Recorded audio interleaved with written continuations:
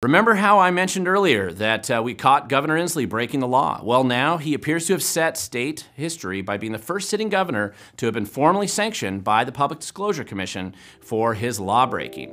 And we'll tell you more as we go ahead.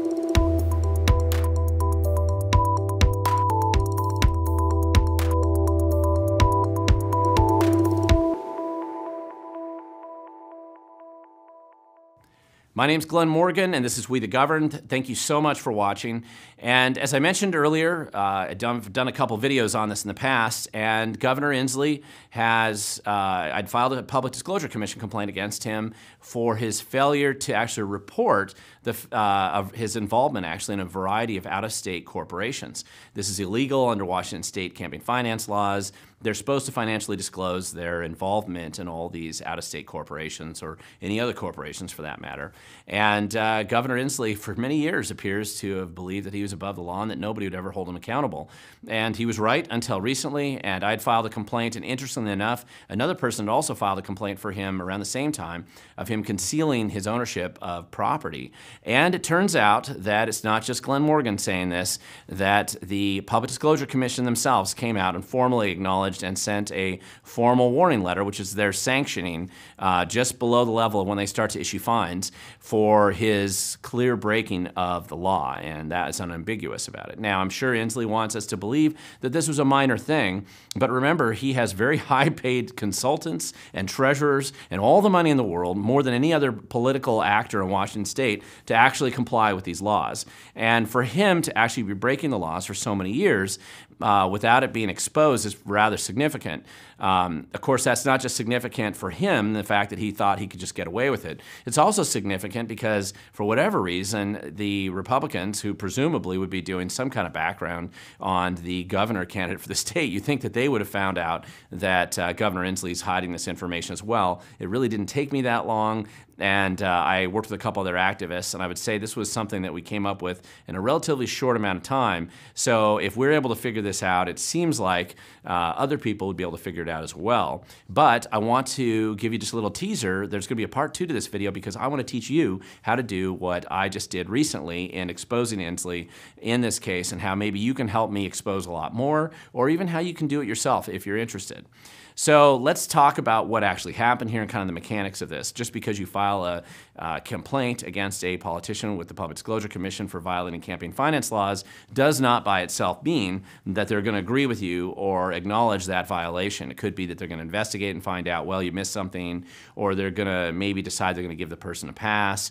There is a little bit of judgment call that is there for the Public Disclosure Commission to exercise, particularly over the last few years.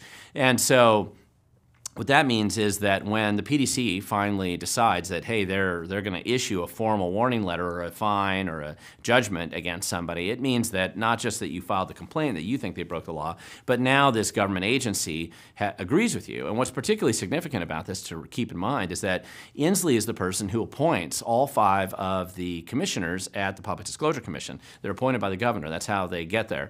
And so for all of these people to recognize and accept this, and the fact that Peter LaValle, who's the head of the executive director for the PDC, and he used to run the Clinton Legal Defense Fund, and most of the staff that works at the PDC, that most of them are Democrats as well, and some of them have a history of Democrat activism. So even though it's supposed to be a nonpartisan activity and that they should be treating all people equally, the reality is it's fairly balanced in favor of incumbents or sitting politicians like Inslee, and especially with the D next to his name, he's usually going to get more of a pass. He was not able to take advantage of that, at least this time, and he was found officially guilty. And the actual warning letter itself, it looks like this. This is what you get. It's official notice. So, and I'll read here this paragraph so you can kind of see what they said, and I'll link to it down below. But this letter constitutes a formal warning to you, Jay Inslee, concerning the failure to timely and accurately disclose real estate owned on the Personal Financial Affairs Statement, F1 report for 2018, and for failure to list 2 corporate entities on the F1 supplemental pages for 2019 and 2020 F1 reports as required by the statutory scheme. The Commission will consider the formal warning letter and decide on further Commission action if there are future violations of PDC laws or rules. Now, why that's significant is that what that means is that if he breaks the law, or I should say if he gets caught, I shouldn't say if he breaks the law. He's absolutely going to break the law moving forward. He's probably breaking the law in a variety of other ways. But when he gets caught, again, doing that, it means that this really counts against him. And the next time, usually it means that there's an escalation of some kind, and next time he gets a fine or something a little bit more than a wrist slap. Now, obviously, Inslee's not terribly happy about this. You could tell in the last video I did, his tone of his letter in his response to the PDC, it was very much an attitude of how dare anybody question me. I'm Governor Inslee, right? You shouldn't be able to do this. And yeah, I'm sure he's talked to Bob Ferguson, wants him to come after me for filing this complaint, or anybody else who's been filing complaints on him. But nevertheless, he was caught. There's no doubt about it, and there is no way to pretend or argue that he wasn't. It was clear and obvious effort on his part to conceal his involvement in out-of-state corporations.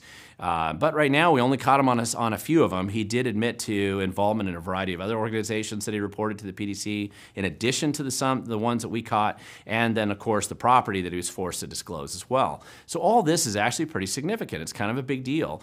And as I mentioned earlier in the video, and I'm kind of teasing a little bit here, but I want to teach you how to do a lot of this research so that we can find out what else these guys are hiding. Because if somebody like Governor Inslee at this high level with supposedly all these hired and paid people to make sure he crosses T's and dots his I's, if he's breaking the law this overtly and this openly, well, what else is he doing? And what else are some of these other politicians doing?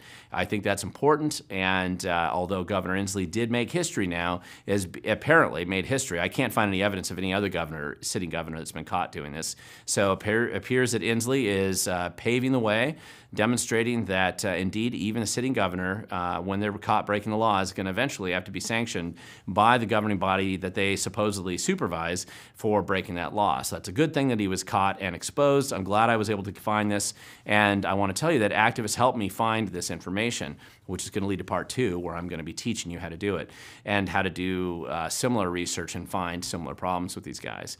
So if you want to learn more about what the formal warning letter was from the PDC, I'll have it linked down below. You can go to wethegoverned.com. Also, I have a link down below to 76 other politicians, PACs, and judges who I have caught either via ethics laws or campaign finance laws. They've been breaking the law and they've been fined, with another 113 who have also received similar sanctioned letters in the last couple years.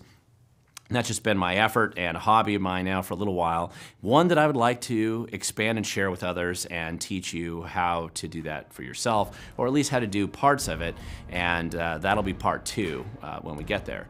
So remember, the only way you make a difference and make an impact is if you're willing to get involved and get engaged, because the reality is the future belongs to those who show up.